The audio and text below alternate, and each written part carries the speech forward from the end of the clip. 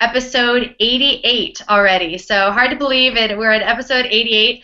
But I have Dr. Pompa here and a very special guest today. We have Dr. Leona Allen joining us. Really excited to have her on the show and to share her special story. How you doing, Dr. Pompa, first of all, today? How you doing? Fantastic. It's getting cold here in Park City. It actually, for the first time, actually feels a little bit like winter, even though we don't have snow. But it's been like 70 degrees all through October. So, yeah, today we woke up and it's 35, I think, so. Feels like winter. Yeah, we're getting there, almost November. So awesome. All right, well, before we jump in, I want to introduce Dr. Allen, and I'm just going to read her bio so you guys can know a little bit about Dr. Allen, and then we're going to jump into how she found us and her story. So a little bit about Dr. Leona. She's the founder of Freedom Wellness Center, a health and wellness company that has been dedicated to transforming the health of individuals and their families for over 10 years. She received her Bachelor of Science degree in Mechanical Engineering from Michigan State University and her Doctorate of Chiropractic degree from Life University. As an expert and educator of new millennium diseases such as diabetes, heart disease, and autoimmune disease, Dr. Leona delivers innovative solutions to conquering sickness and disease by designing programs that help people reclaim their health and their life. And she lives with her husband and 2 children in Atlanta, Georgia. So excited to have you here, Dr. Allen. And how are you today? I'm excited to be here as well and just sharing my story and being part of the mission. So thank you for having me. Awesome. Well, so grateful to have you here. And I'm sure our viewers are kind of wondering, well, who is Dr. Allen? How did she get connected with Dr. Pompa? And if you can just go back a little bit in time and share how you got connected with us. Well, I won't go back too far, but I'll say it started around 2011 after I had the birth of my second child. And I'll say that's when my perfect storm began. And I've always been fascinated with nutrition and health lifestyle for most of my life, but this is when things started to change for me, and I knew that I had to look for something else. So here I am. I was a doctor. I was practicing for 5 years at this point, and I was just exhausted, tired, frustrated, overweight, and not understanding why. I had the tools, I had the knowledge, but I just wasn't getting well. And being a seminar junkie, a reader, I was doing the research, trying to figure it all out, and but nothing was working. But something had to work, and I did come across some emails from Health Centers of the Future and Dr. Pompa, and at first I was just like, yeah, I know that stuff. I want something different because I thought it was just like all the other nutritional stuff, but something said no. This is different. This is what you need. Keep looking at it. Just look at it. So I opened it up, and I was just fascinated by the cellular healing aspect. And then I was invited to a seminar, and it was in Las Vegas at the time, and I was still nursing. So I couldn't go to Vegas, so I just did the live stream, and I was glued to the laptop and heard Dr. Pompa speak. Jordan Rubin was there, just some amazing speakers. And that's when the light bulb went off. And that's when I knew that this is the company that I need to get associated with. This is what I need to learn. This is what I need to figure out. And once I figured it out for me, then my business got better. I was able to help others. I became more confident, and it just took off from there. Well, Leona, I have to say, one of the things that I make mandatory when I coach a doctor, I said, look, we practice what we preach, right? So I want to put up, Meredith, we have her before and after picture. Do you have that? Oh, we switched computers. You probably don't have it on that computer, do you? Switched computers had a slight technical difficulty, but we will be adding that in after we do the live recording. It will be added into the show. Well, okay. So okay, great. So after you're going to see, so technically I could say right now, you're seeing her before and after picture. So now Travis knows exactly where it added in. Okay, so how much weight between these 2 pictures, Dr. Leona? What was the dates here, too? In that picture, it was 2012, and I was 50 pounds heavier. My heaviest was 70, but in that picture, I was 50 pounds heavier. Yeah, so you lost 70 pounds. So, I mean, that's... Yeah, 50 pounds overall. But in the picture is a 50-pound difference. Yeah. And the first picture, I was at a health fair, and I was just like, oh my goodness, here I am at a health fair. And inside, I just felt miserable. And that was that eye-opener when I was like, this isn't the way I want to represent myself. Right, yeah. And the after picture was earlier this year. Yeah. Yeah, I mean, you do. We all practice what we preach. Matter of fact, like I said, I make it mandatory when I coach a doctor. Hey, look, you can't preach this without doing it yourself. I love what's behind you. You can tell she's one of my doctors that I coach. If you don't fix the cell, you won't get well, right? It's like, matter of fact, what's the other one? Show the other cell over there. Remove your camera a little bit. All we see is how to fight back. What's the rest of it? Here you go. There it is. Yeah. Learn how to fight back. Inflammation, I think, is the stuff. Yeah. Not feeling well, cellular inflammation. Exactly. I love it. The other one, yes. There's the 5 R's, right? Love it, absolutely love it. Yeah, no, but you did practice what you preach, and I think for your story though, you have to go back even a little bit further because you came out of a family. I don't want to say there's certain diseases that run in certain families. Obviously, I always say you don't get sick because of your genetics, but there are things that turn on certain genes of susceptibility. And boy, I'll tell you what, that was definitely evident in your family. So talk a little bit about that. Well, for me, when I was 13, which is very young, I knew what diabetes can do to the body. My father was diagnosed with type 2 diabetes at only 13 years old. So here I am, used to my strong father that used to chase me to just being torn apart by this disease. And a lot of people in my family have that. I can safely say, I asked my father the other day, how many in our family have diabetes? And he can safely say about 90%. Wow. So at the time, I didn't realize the connection of diabetes and how it affected me today. But I did grow up with this fear of the disease. I grew up with a fear of gaining weight. I grew up with a fear of getting sick. And that's why stop right there. You grew up with that fear, yet that's what you created. Right. Right? I mean, that's where you were. You were 70 pounds overweight and no doubt already pre-diabetic. But anyways, so go ahead. I just wanted to point that out, that oftentimes our mindset is the things we fear we create. But go ahead. Exactly. But you don't know it at the time you're creating it. And it was like, here I am trying to do the right things. And I did what a lot of people did. I remember all these weight loss programs, calorie restriction, over-exercise. I did it all. Vegetarian. You do a low-fat diet? I did that slim fast, all those, I did it all, pills, you name it, because I was not going to get diabetes and I was not going to gain weight. And one thing is, my dad liked Pepsi, and he drank about 6 a day or 12 a day or something like that. But I was so ignorant at the time, I drank Dr. Pepper because it had doctor in it. So that's how my knowledge was back then. I thought Dr. Pepper would have been better than Pepsi for my health. I've got some great marketing ideas here just by. I know, exactly. But fast forward, I did try to do things that I thought was right, even before I became a healthcare practitioner. But really, that really just set me up. Because even when I was a vegetarian for 8 years, I did a lot of things that many of our clients think is good for us. Yeah. Soy products, low-fat products. I can't even remember all the things that we did back then. Gluten-free, rice, beans, oatmeal. Yeah. Thinking I was doing the right things. So, and even though, go ahead. Yeah, obviously it didn't work.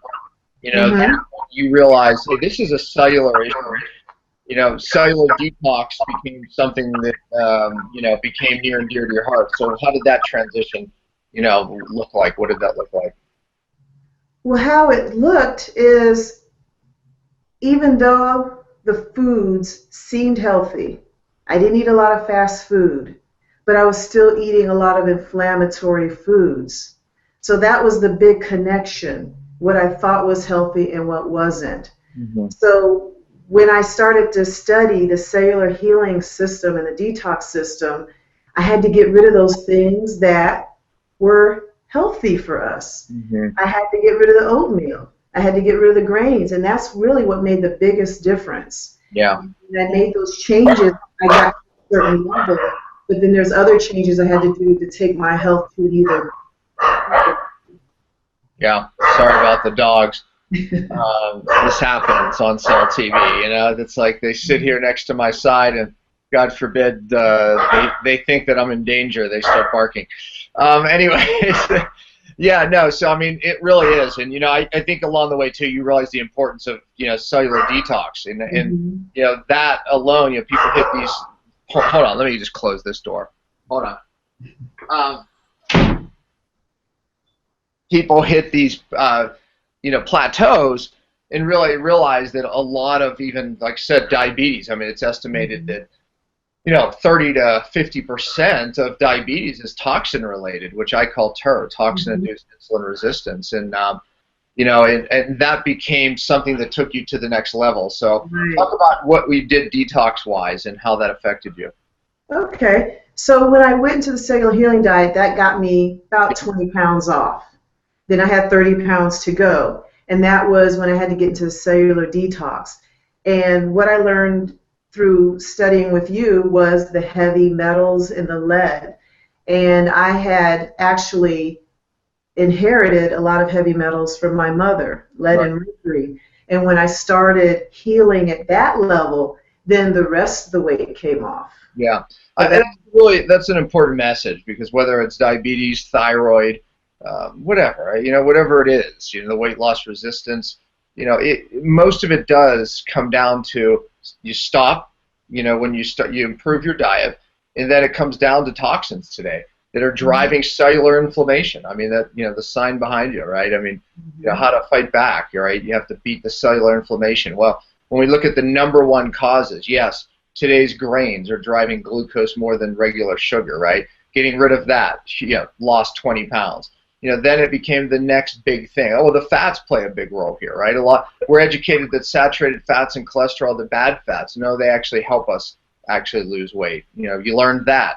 And then it comes down to toxins, really the number one driver of cellular inflammation, weight loss resistance, I should say it this way, hormone resistance, diabetes, thyroid, whatever it is. And that's the message that we carry, isn't it? I mean, that. Now you're taking that message to the world. I mean, that's, you are. They're in Atlanta, Georgia, affecting lives. It's a message that the world needs right now, because many people have changed their diets. Many people have changed their ways, and yet cite the words, gosh, I'm doing all these things, and yet, right? It's like, and yet I still can't lose, and yet I still don't feel, and yet I still, because they just haven't got to the toxins at the cellular issue. That's our message. That's what makes us different. So, well, listen, I think that if it just stopped there, great. You changed one life. But, again, your story gave you the authority to make a difference in other people's lives. But I think looking back, you realize how much of this battle is mindset. Matter of fact, I think you probably hit a frustration point like we all do as practitioners. You're excited. You're sitting before people, and man, you're just like, this is what you got to do. And then they come back and they're going, I didn't do it, right? I mean, that's like, well, what do you mean? And they keep hitting these areas of their life that are allowing them to affect their own results. They're not detoxing anymore. They're not doing this anymore. That obviously frustrated you because you wrote a book. You wrote a book about this very topic of how to get people from where they are to here. And it's, we know we have an answer that the world needs, but mindset really is the ultimate thing that gets, keeps people from where I believe where God wants them. So let's talk about the book. Meredith, put up the book, and I want you to tell the story of how this book was inspired. So there it is. Yeah, The Journey to Healing. The 5 stages, just kind of like our 5 R's. I love that, to achieve more freedom in your health and in your life. So talk to me about it. Well, once I started doing, once I removed all the toxins, my mind got clearer. And I had that aha moment where I was like, my mind had to really change, my reasons why. So when I sit down with someone, they're struggling, they have to have a good reason why to do it. Because to get well, for all of us, we had to work really hard at it. And to be able to make those changes, we have to be ready to do it. And what makes us ready to do it is having a reason. And for me, it was to be there for my children. Like I said, I know what diabetes can do to the body. And being overweight was a side effect, of everything else that was going on in my body. So it was more about just losing weight. It became being healthy for my children. And I had to find out what that was for my patients and tap into that and help them connect with that. And once they connect with that, they're able to move forward with the other stages that are involved. So that's why I really wrote the book, because I wanted people to understand that it's not just another supplement, it's not a 10-day diet, it's a lifestyle change, and it's a journey. So you got to want to do it and then commit to doing it. And when you do it, just be able to understand that when you are discouraged or get stuck, that just means that we got to just take it to another level, address another issue, because it's usually not just one health issue. It's a combination of many things that are going on at one time. So finding their why, is the first step, right? I mean, you do a lot of lecturing, as do I, and that's the first thing we have to do, right? It's like when we, what is somebody's why? It's amazing to me, how hard sometimes it is to get to their real why, and it's amazing how disconnected they are, to their why. And it's amazing what happens when we keep reminding them of their real why, and it's like, and if they can anchor back into that why, I believe that will, drive somebody ultimately, to where they want to go, but so what do you think it is? Why is it that people can't just, hang on to that why and allow it to motivate them? What happens? Well, what happens when, the question is, what happens if they don't connect to that why, or why don't they connect to the why? Either one. I mean, in other words, it's like something that we have to do is to show them, they know their why, but they don't connect to it, and something disconnects them to it. I think it has a lot to do with everything that we're overwhelmed with. There's so many directions that people can go into, but they don't look into themselves. We're too busy looking at our outside circumstances and not really getting deep into our why. And another reason is because people are afraid to really confront their why. And I think that's a big issue as well, not taking the time to really face their why. It's better to just have your head in the sand and just do everything and not confronting what you need to do and the reasons for doing it. I mean, I want you to go through the 5 stages. I do. I think it'll be helpful. But, I mean, how much of it, too, is just, today there's so much information. People sometimes maybe just don't know what to do. They get distracted with one thing, and then they look at their failures in the past, perhaps, because they say this didn't work that way, so what do I do now? This person's telling me this. Or just simply a mindset, that is created along the way. Maybe an identity, a fear that, they don't want to change. I mean, all these things play in, So, I mean, I'm sure you'll cover them as we go through it. But, so Meredith, maybe you could lead us, through the stages. Right, and I just wanted to add too, I was thinking, I was wondering how long this process took for you with the weight loss journey, with the cellular detox, to get where you are today from where you started. So a lot of people are watching and thinking, well, that's great, but just reminding people too that it's not an overnight process, and just kind of wondering how long it took you. I'm still working on it. I love that answer. Still working on it. Love that. Yeah. How long was the weight loss, though, for you? It took 2 years for me to lose all that weight. About the 70 pounds, yeah. Yeah. Great. Just wondering that. All right. So for your book, the 5 stages, stage 1 you call frustration. Can you explain that? That was pretty much our why, what we were getting into. having that reason to change. You got to want to change for the right reasons, for those deep reasons. And you got to have that, it's that pain that pushes us. If you don't have that pain, that frustration, that anger that fuels you, you're just going to stay where you are. So before people can move forward, they got to have that reason why and that pain that will pull them through it. Yeah, when I interview somebody, I don't take that many clients on to coach, but I still love it, and I still do, take people on, and I interview them, and that's the first thing that I look for, because it really tells me if they're ready. I look at their pain. I look at their pain points, and it's so sad, but literally most people, humans, us, we have to be backed up against a wall, lose something dramatic before we're able to step forward and say enough is enough. And that's what I look for. I mean, that first stage is something that I look for in people, and I can tell when people are just kind of interested, perusing the information, and still not yet in a pain place, to really, have a big enough why to actually do everything that I tell them to do. So I look for that stage one. All right, so what's stage two? Mm-hmm. All right, and stage two, faith. Faith. What I love about this phase is that hope. We've lost so much hope, and many people just thinking that this is where they are. Their current circumstances is their life, and that's the way it has to be. And what I enjoy doing when I confront someone that is in that pain is giving them hope, and in helping them understand that they can get better and they can get well. So when they believe that they can get well and start envisioning a healthier life, more energy, more weight loss, and they believe that they can achieve it, that is what faith is, believing it, that it'll happen before it actually happens. I believe everything starts with our premise, our belief system, right? You can almost look at someone's future when you look at what they believe, right? And typically the things they say reflect ultimately what they believe. Some people don't even realize the words they speak and how that's going to determine their future.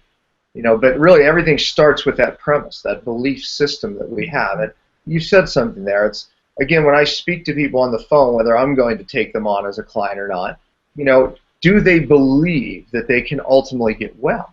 And I think because of past failures, even childhood wounds, and then they start to identify with the person who's hurt, who has failed, and they really don't believe they can get well. And I, as a practitioner, believe even with the best cellular health, detox, healing, you will not get well unless you believe you can get well. So how do you help people with that mindset? Because I know people are watching this right now going, gosh, am I that person? First of all, how do you recognize you're that person? Then what do you do about it?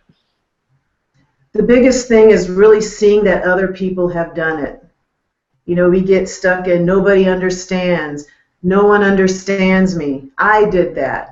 Believe it or not, I thought I was the only one struggling, the only doctor struggling with her health. That's where that frustration will put you. It'll isolate you. So the people that are listening, you're not stuck there. There's other people that feel the same way you do, and there's people that have been where you are and they've gotten out of it, and the same can happen for them as well. Is that one of the reasons why you wrote the book? I mean, obviously just being frustrated as a practitioner, seeing people stuck, and saying, okay, look, this is what they need. But that was one of the reasons as well? Yeah, because I wanted to be able to help these people. It was so frustrating to sit there and I'm struggling with my issues and at the same time trying to help somebody with somebody else's issues.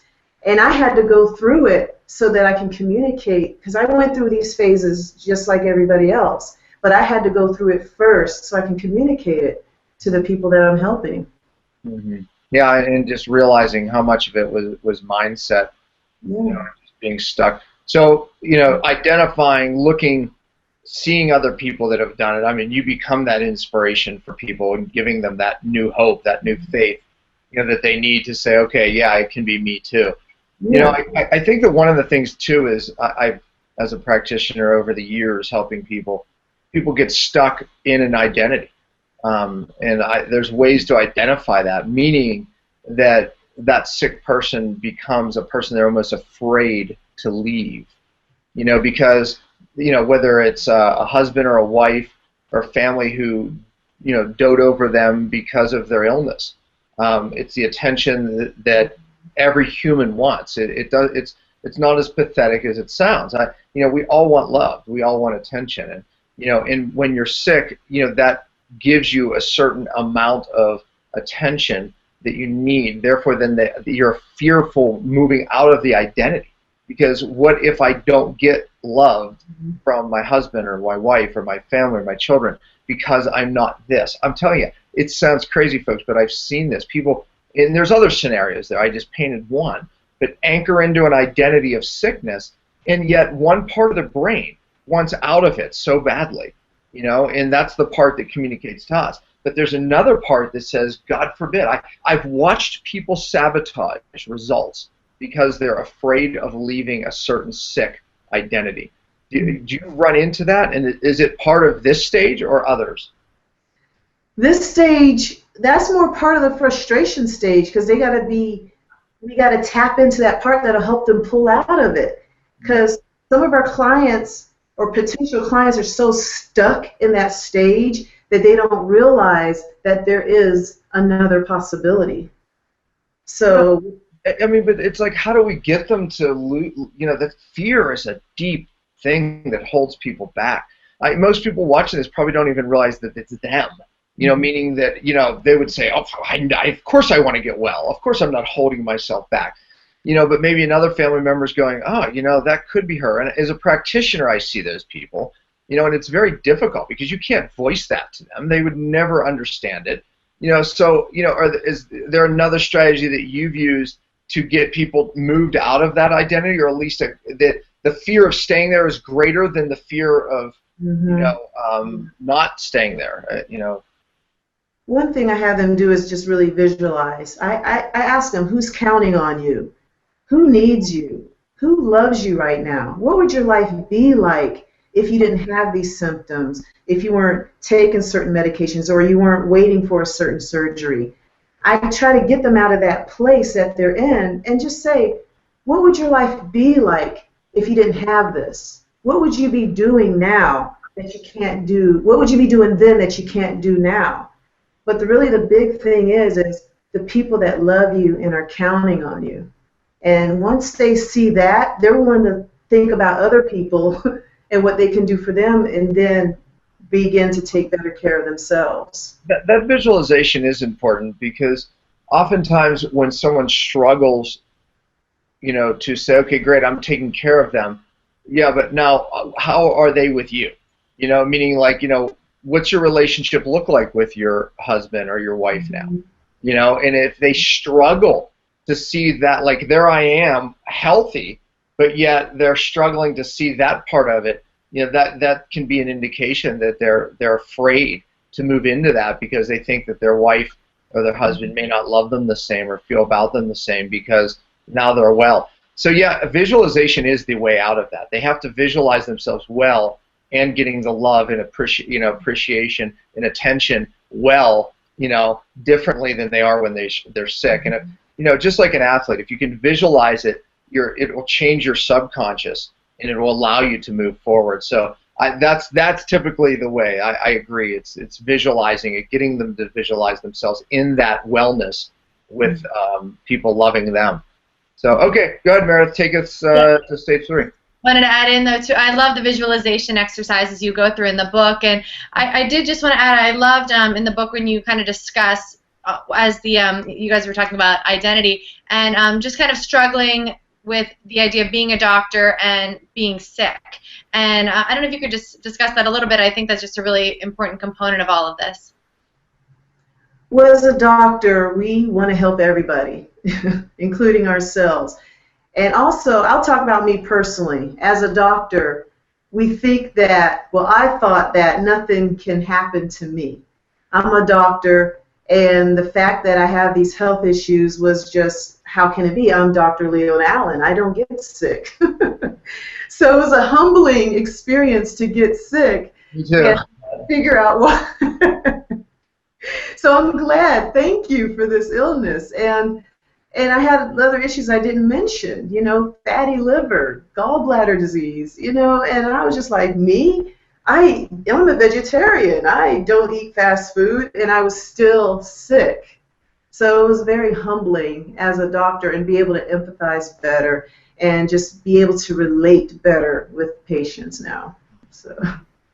Huge. Yeah, being able to say that you've been through it when you're working with someone makes it that much more powerful. So really, really awesome. All right, so then the next one, so stage 3 is firm commitment. This is one of the most, they're all important stages, but this is... I have to point something out. Each one, she says, you laugh. Okay, and I know why that is, because you start to immediately identify with yourself in each one of these, and it creates this laughter before each one because you immediately start thinking of your own battle. So yes. I love that. I see that in you. But go ahead, I'll let you go. Yeah, the reason why I'm giggling, and when you look back, I look about how miserable my life was, and then I look back like, oh my gosh, it was pretty bad. But firm commitment is where you take that faith and that frustration and turn it into reality by taking action.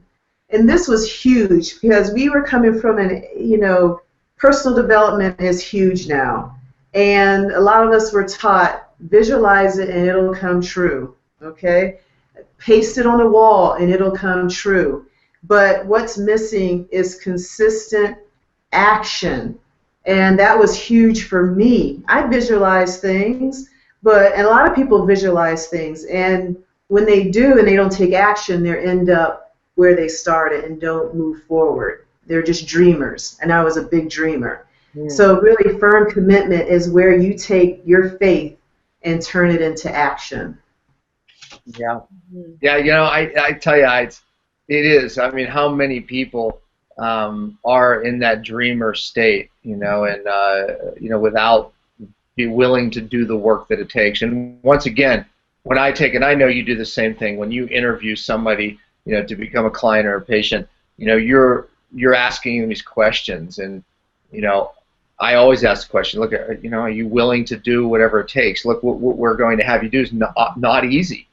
Are you willing to do what it takes? Because we literally have to get that commitment up front, because oftentimes it's a reminder of, look, you said you were willing to do what it takes. now you don't want to do this. So yeah, I mean, it is. It's hard. Certain personalities, are they have the good intention, but the action scares them. And I love this quotation you have in the book too. Vision without action is daydream. Action without vision is nightmare. The Japanese proverb. So very powerful there too. Fits right in. So Leona, what's one of your strategies for if I'm watching this out there going, yeah, that's me. I probably am in that category of the dreamer. So what's your strategy? The platform that I use is the good old 5 R's. Those 5 R's. Because let me go back before I get into that, because we're coming from people that are used to quick fixes. They want it quick. They want that one magic pill, lotion, potion that'll make everything better. But this is where they have to understand that it is a process, and it's just not one thing. And incorporating the 5 R's is really what addresses all of our issues. And you might do 1 or 2 R's at a time, or just one at a time. But you got to understand, remember, diet and exercise isn't enough. I did it, and it helped, but it wasn't enough. There's other things that we need to address, and that's what the 5 R's cover. Yeah. Yeah, no, it's a roadmap, right? You fix the cell, you get well. It says it behind you. Yeah. It's and the 5 R's, is right above that as that roadmap. To what's going on today in the epidemic of why people don't feel well. They can't figure it out. And you said it right. I mean, I always say without the perfect diet, you will not get well. But you're not going to get well with the perfect diet. Right. It's like, today it really comes down to what's happening at the cell. And, the 5 R's is that roadmap. It's the beginning of true detox, right? That's why we call it True Cellular Detox. It's the beginning of changing those genes. There's no doubt your genes were triggered, right? I mean, your diabetes genes, your obesity genes, they were turned on, but we know the 5 R's is that roadmap really to turning off those genes. I always love to say this as a reminder. I had high blood pressure in 9th grade. They weren't going to let me on the wrestling team. It's my mother had high blood pressure, and they said, oh yeah, well, it must run in your family. Your mother has high blood pressure. You'll have to take medication. Basically, you're going to be on it the rest of your life. That was told to me in 9th grade. In something I don't know. I mean, God created me for this message because I didn't accept that. Even as 9th grade, I knew nothing about health, but I said that's garbage. And even then, I thought to myself, there must be a reason for it, and darn it, I'll just remove it. I just didn't know what it was, but I still had that thought.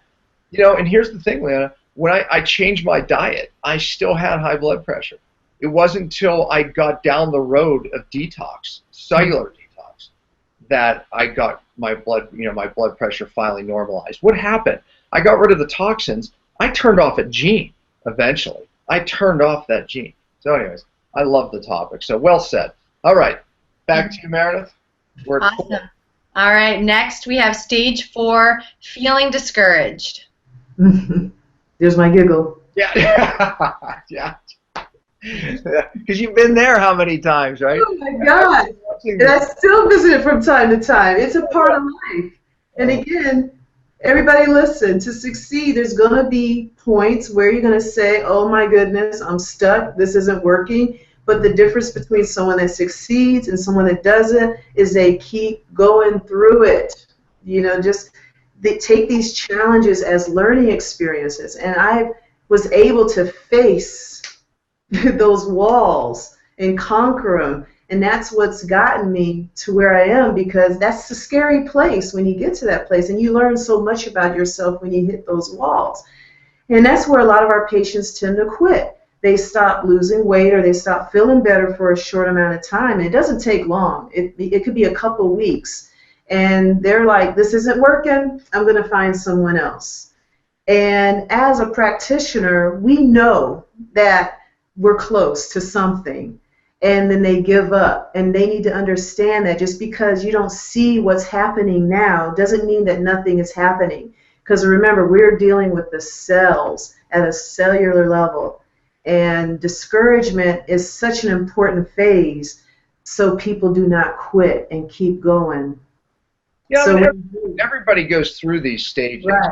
I mean, in their journey, whether they realize it or not, and then maybe they're not even in the same order. It's like, but I would say, as it's stated, most of us go through it in this order, but sometimes people get discouraged here and, hit these different stages at different times, but we all go through them. It's human.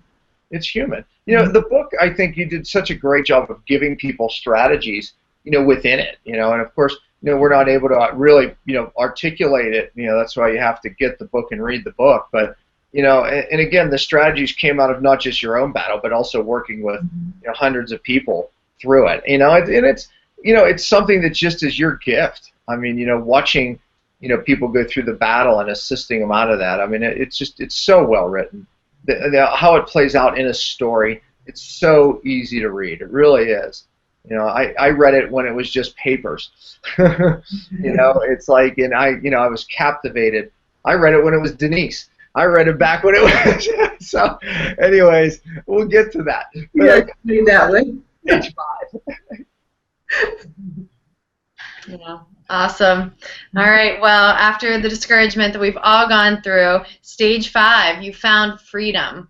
So, talk about that. Freedom.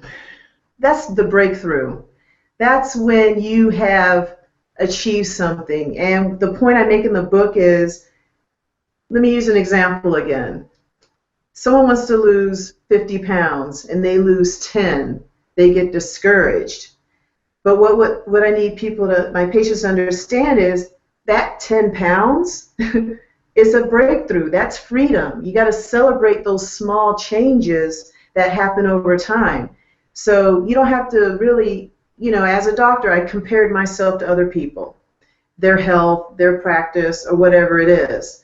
but you can't compare yourself. You got to really appreciate your small changes, your small successes, and use those small successes to create bigger successes. Is that coming out right? Yeah. So that's really what I want freedom to be about.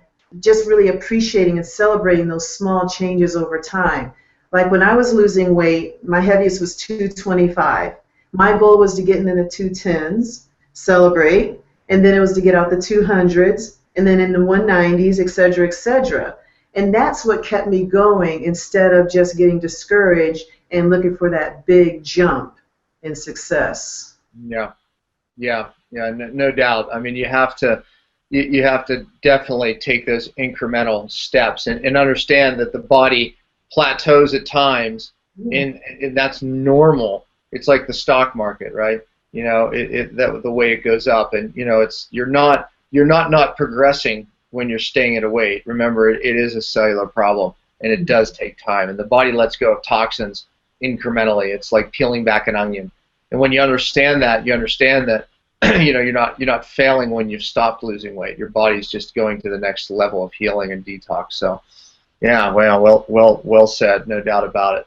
Mm-hmm. Yeah. So, you know, go ahead, Meredith. You had something to. Oh, no, just saying too, Dr. Pompa, so often you talk about how we accumulate toxins for 20, 30, 40 years of our lives, and just a reminder to people that, you know, it is such a process to detox and to lose the weight and to just remain positive and celebrate those small victories and chunk goals to get to where you need to be, because that's really the only way to do it, to really get sustained results.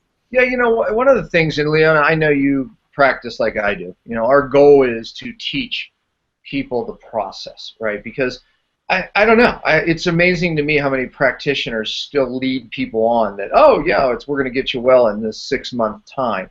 When I think because our goal is to remove what's upstream, you know, and because of that, it's not about 6 or 8 months. It's, you know, it really is empowering the person to do and continue to do this process. How many people say, well, I've done a cleanse, right? It's like, or they do a cleanse once a year. You know, it's like, I mean, come on. When you really understand what you just said, Meredith, that the body bioaccumulates toxins over 30 years before we present symptoms. Literally, these toxins are deep rooted into our bones, our nerve tissue. And, you know, it's, my gosh, I mean, really? A cleanse? You know, a 10-day, you know, juice fast or whatever people do, you know, the colon cleanse. I mean, really? You know, you just cleaned out your colon, you know? I mean, yeah, I mean, not a bad thing, but my gosh, it has nothing to do with the toxins that have bioaccumulated deep in your brain over 30 years. We have to empower people in this process of cellular detox and healing, you know, and that's the value that we bring, isn't it? I mean, gosh, I mean, that's what gave you your life back. You know, I mean, it's like just even to lose the weight, it took you 2 years, right? And you said this, what Mary said, I'm still going. You know, it's like, yeah, you are. You know, it's absolutely 4 years I practiced cellular detox, you know, on and off cycles. 4 years, I still do it to this day, right? I mean, periodically I do these detox. Meredith, you've been at it, right? You know, it's like once you learn this process, those of you who are watching, you know, you just need a coach. You need someone like Leona, myself, or, you know, the other doctors that understand cellular healing and cellular detox. You learn the process. You know, our goal is to continue to teach people this process, and it is life-changing, and it's the only way out today. You know, it's not, people aren't getting well, you said it, by just changing their diet and exercising. You know, our government makes people feel like we're just lazy gluttons. You know, it's like, and that's why you don't feel well, and that's why you can't lose weight. It's so further from the truth. People are exercising more than ever. People understand and, you know, eating better than ever. It's so in vogue, and, you know, right now. But yet people still aren't getting well. You know, and it's not about exercising more. It's not about cutting your calories or lowering your fat. That's for dang sure. So, well, you know, Leona, I don't even know if I want to go here, but, you know, it's your mom. I mean, through writing this book, you had something very, you know, traumatic happen. You know, and you know, I don't know how comfortable you are talking about it, but, you know, your mom got very sick, and this book did not. It sat on the shelf because of it. Tell us a little bit about that, what you're comfortable talking about. Yeah, it is still very hard for me to talk about. You know, I just lost my mother last year, and I'm still trying to come to terms with it. But, you know, I was writing the book while I was going through my struggles, not being aware of my mother's struggles. And, you know, she was suffering in silence. She was trying to be that strong person that and didn't want to be a burden to anyone. And that's one thing I'm starting to see in some of my patients now is don't be ashamed of your illness. I was. Especially a lot of women that I was ashamed. Right. We take on so much. And it hurts, again, as a doctor, to not have the chance to help my mother because she didn't tell me that she had cancer. But one thing about her illness is she still looked good. And one thing I want the listeners to understand is don't go by how you look to kind of judge your health. My mother had high amounts of lead in her body, and I really believe that is a big factor that led to her breast cancer. I wish I had known this 10 years ago about how lead is just seeped into our bodies causing these illnesses. And that's why I'm just thankful for this knowledge now, because even though my mother's gone, I've got a new purpose and I'm still hurt and I'm still dealing with that loss. But now I know that there's other mothers out there that I can help. There's other daughters out there that want their mothers in their lives. And we got to take this seriously and help people, and just don't go by, well, I do eat right and exercise. We got to look at the cells and really address the cells and go deep into what's going on, because I don't know what else to say. It's just very hard to talk about it because it was in my mother's heart to do better. But yeah. Well, you know, it's a reflection of 2 episodes ago. I guess it was episode 86. I told my wife's story. Her mother died. She started with breast cancer, and then it went, you know, ended up with dying of uterine cancer. No doubt her lead was the cause of the hormone dysregulation, and my wife was heading down the same road, Leona. You know, it's like we are a generation. You know, our parents grew up in the lead generation. We grew up in the lead and mercury generation. You put these 2 things together, and it is creating the catastrophe that we're seeing. You know, and it's remarkable. It's remarkable the amount of hormone dysregulation being driven by an upstream cause. And my criticism to alternative practitioners today is that they're no better than the other side that's pushing medications. We're doing the same thing, whether it's bioidentical hormones or just more vitamins and minerals, instead of understanding what you just said. You know, you didn't. Your mother never reached out to you. You know, number one, because she didn't want to bother you. She was a very proud woman, so that's one thing. And number two, you know, Leona, it's number one. It's very hard to impact our own family anyway, right? It is. You know, and you know, maybe you didn't even have the complete knowledge base. You know, even going through that, who knows? You know, but for some reason, you know, it worked out the way it worked out. How hard? I remember a phone call that I had with you, you know, saying no. I looked at your circumstances from the outside, and to me it was the exact opposite. I'm thinking, oh my gosh, even more of a reason that you need to author this book, even more of a reason you need to finish this book, and yet something in you was saying, I'm not qualified to do this book now, or I'm not. You had some type of guilt where you didn't want to do the book. And I remember that phone call, and I remember, you know, walking away from the phone call going, you know, oh my gosh, you know, I could see your internal battle. Tell us a little bit about that if you can, because the book did get written. So what transpired? yeah, pretty much I had the draft at that time, and that's where Denise comes up. When I first wrote the book, I was doing similarly hiding behind another character. I didn't want to put myself out there, so that's what Denise was about. But after then, I kind of just stopped, just saying I'm not going to write this book. but then something came within, just kind of raised up in me to say, you need to write this book and be yourself in this book. So I had to put myself out there because I figured how much I was like my mother, internalizing it and keeping it to myself and not sharing it. So this was part of my healing to say, yes, I was hurting, I was feeling bad, and that was the hard thing for me. So I had to take Denise out and put me in there. Yeah, so that's what that's what I wanted you to say. That's why, I brought up Denise earlier, because your mother passing, if that didn't happen, we'd be reading about Denise in the book. Mm-hmm. Meanwhile, it was you. And I remember reading it the first time. I didn't know Denise was you. I just thought, this is clever. She used a story going through it, and gosh, that's so well written. Just making up a story to people learn in stories, not realizing it was you. It was an actual true story. So your mother passing, really, that transition occurred. And I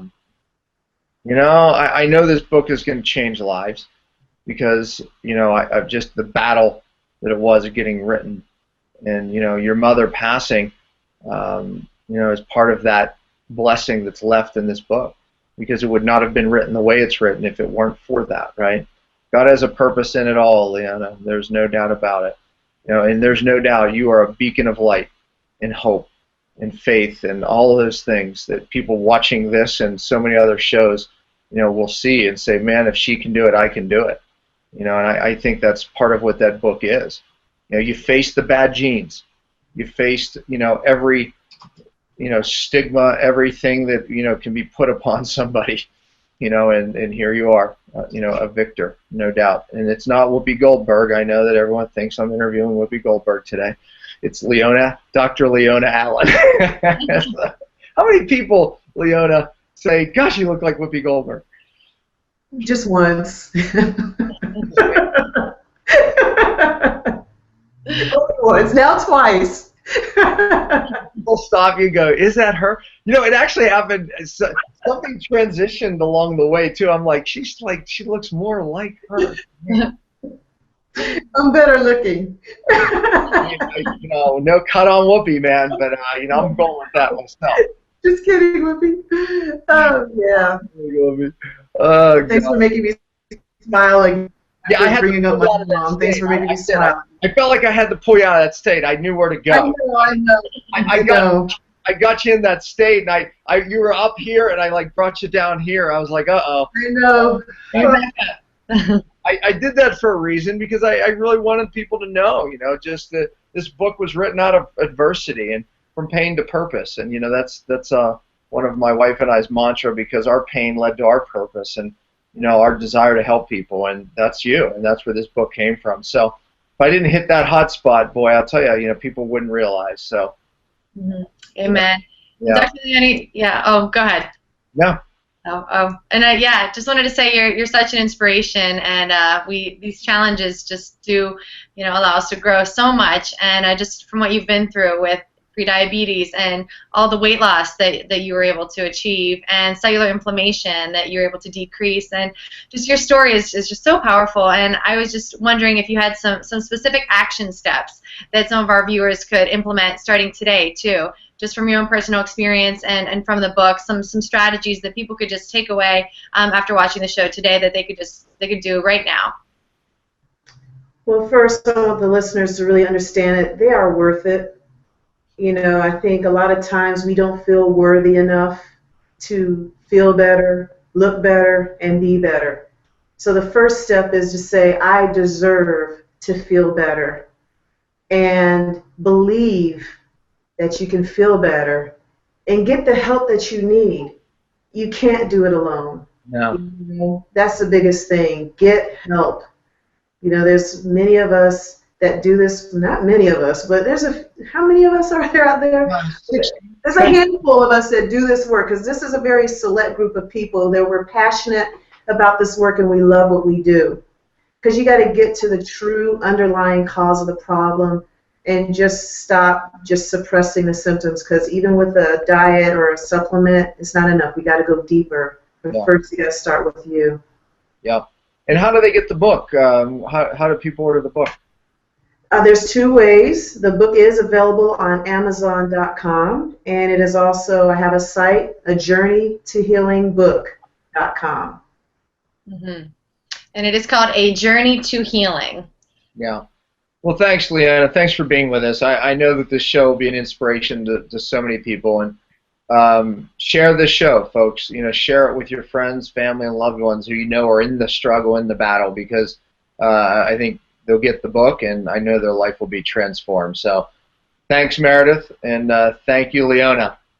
Thank you. Thanks, everyone. Thank you, Dr. Leona. Thanks, Dr. Pompa. Have a wonderful weekend, everyone, and we will catch you next week for episode 89. So thanks, everyone, and have a great day.